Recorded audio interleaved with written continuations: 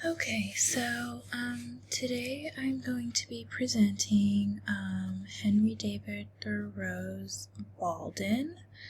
Alright, and we can get started.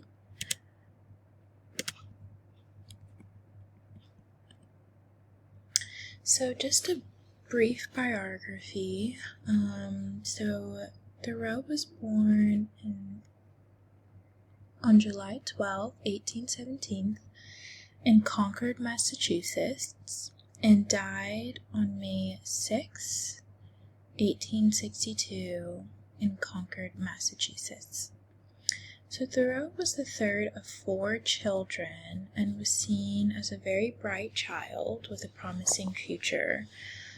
His parents therefore decided to use most of their funding to fund his education, and he therefore studied at Harvard University, excelling in languages, and even became a teacher at some point. He then switched his focus to become a writer and was heavily influenced by thinkers and writers such as Thomas Carlyle, Emerson, and Charles Darwin. And he therefore leaned more towards their ideologies and adopted transcendentalism and naturalism in his work. And we especially see these themes in Walden, themes such as nonconformity and appreciation for all that is natural. So, diving deep, this is a quote from Walden, and I quote, "There are nowadays professors of philosophy, but not philosophers. Yet it is admirable to profess because it was once admirable to live. To be a philosopher is not merely to have subtle thoughts, nor even to found a school, but so to love wisdom as to live according to its dictates, a life of simplicity, independence, and magnanimity, and trust. It is to solve some of the problems of life, not only theoretically, but practically." And some of the main points that I drew from this quote was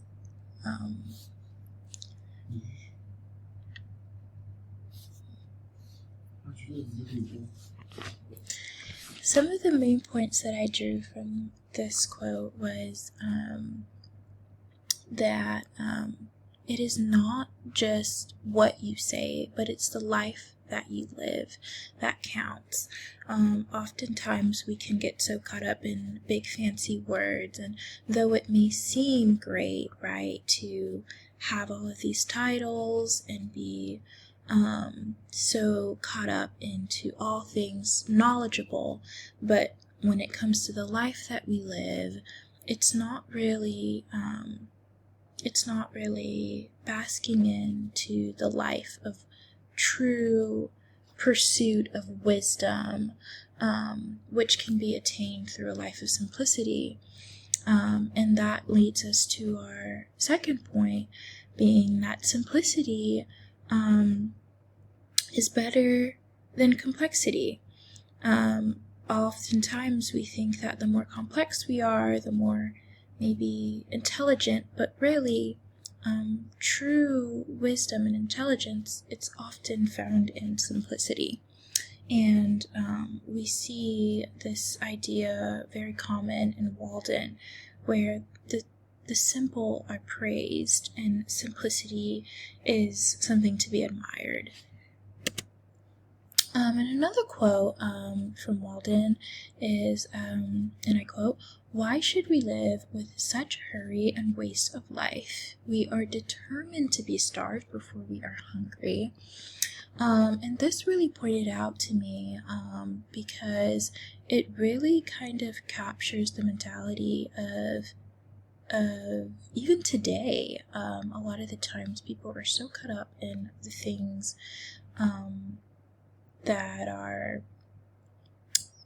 that will fade away, and we're spending so much time worrying about things that don't really matter, and we're often more expectant of problems than of the good.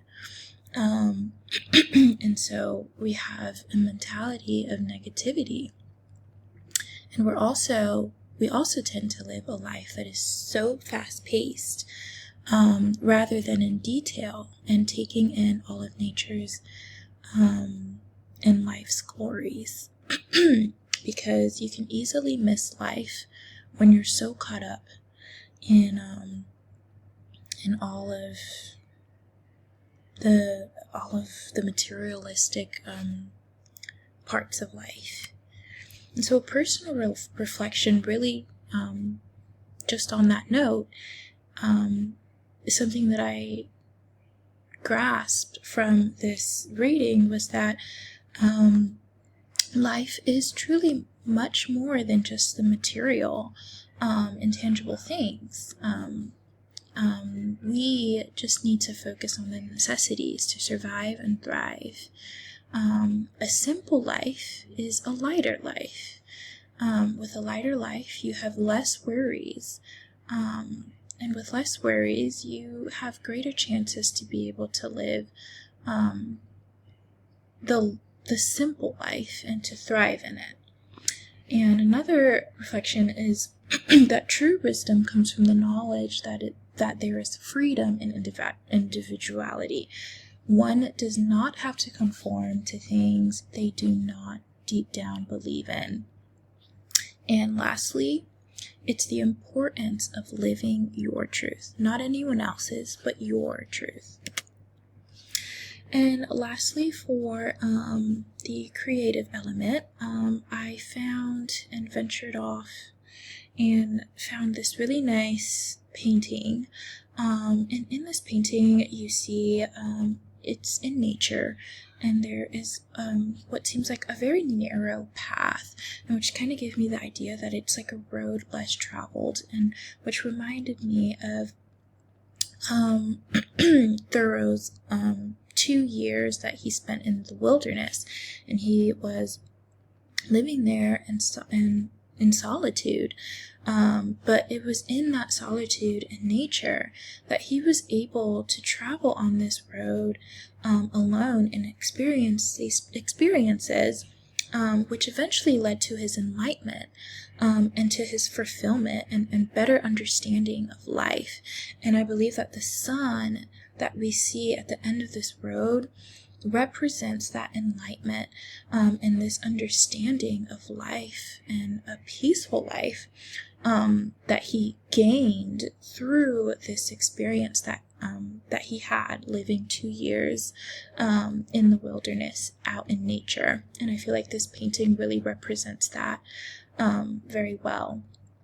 And how it truly led to his enlightenment of freedom and individuality.